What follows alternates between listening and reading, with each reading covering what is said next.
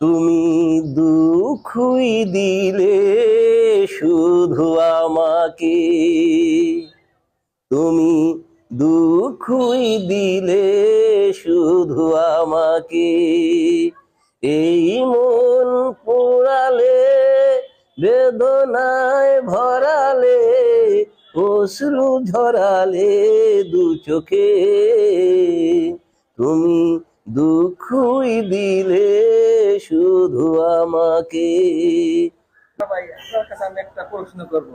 এই যে মনির খানের গানটা যে আপনি গাইলেন, তাই সবাই বলে যে মনির খান যারা গান গায় অথবা মনির খানের গান শুনে তারা নাকি ছাকা খায়।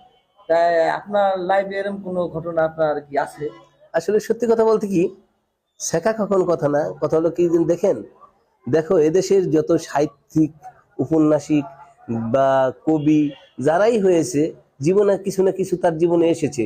আর প্রত্যেকটা মানুষের জীবনে কম বেশি আসে, স্বাভাবিক। আসলে প্রত্যেকটা জীবনে কম বেশি আসে, তার মাধ্যমেও আছে কিছুটা। তো এটি আসলে বুঝে নিতে হয়, সব বলতে হয় না, সব কথা বলতে হলে সবাই জেনে যাবে।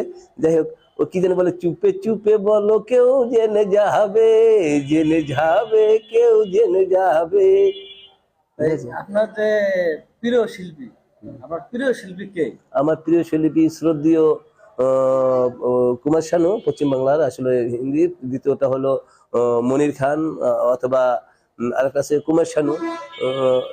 এরা আমার অনেক মোটামুটি প্রিয় শিল্পী। আপনার কাছে আপনি কি সব গানই গাইতে পারেন? সব শিল্পীর গানই হ্যাঁ, আমি মোটামুটি হিন্দি বাংলা সবই মোটামুটি গাইতে পারি, আধুনিক যাই বলেন না কেন চেষ্টা করি গাওয়ার জন্য। আমি চেষ্টা করি আর কি গাওয়ার জন্য সবই। এই তাই ভাই আমার পক্ষ থেকে আপনাকে অসংখ্য ধন্যবাদ। ভাই ভালো থাকবেন। আল্লাহ হাফেজ।